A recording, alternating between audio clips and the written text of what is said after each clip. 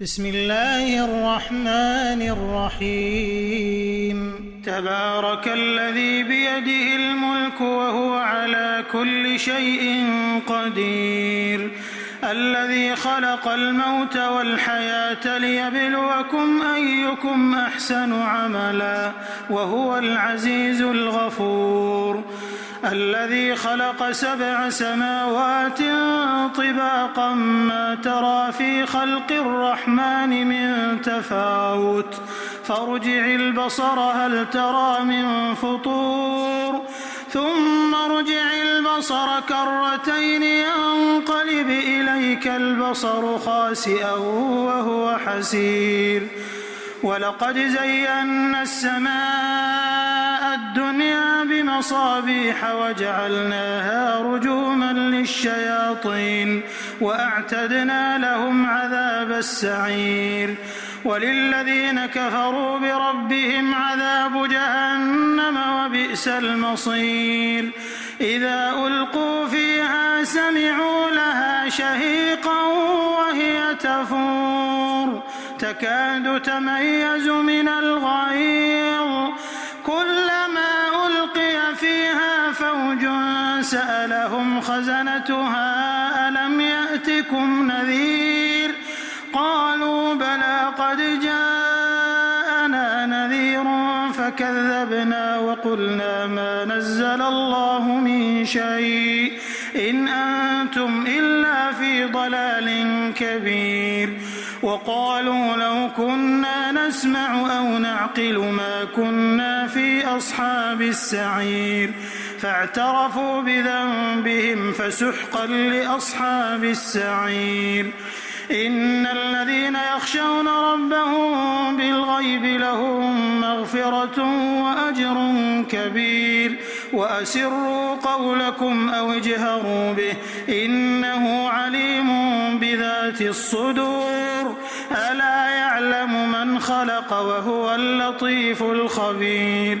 هو الذي جعل لكم الأرض ذلولا فامشوا في مناكبها وكلوا من رزقه وإليه النشور أأمنتم من في السماء أن يخسف بكم الأرض فإذا هي تمور أم أمنتم من في السماء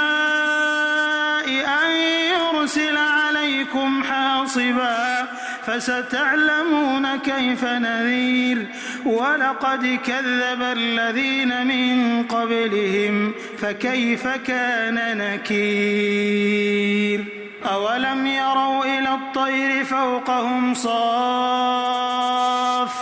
ويقبضن ما يمسكهن إلا الرحمن إنه بكل شيء بصير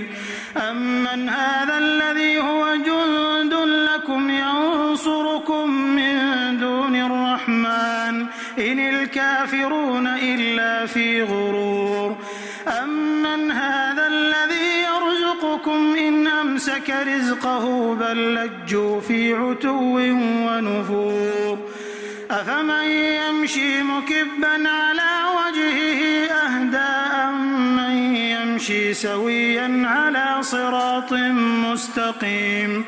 قل هو الذي أنشأكم وجعل لكم السمع والأبصار والأفئدة قليلا ما تشكرون قل هو الذي ذرأكم في الأرض وإليه تحشرون ويقولون متى هذا الوعد إن كنتم صادقين قل إنما العلم عند الله وإنما أنا نذير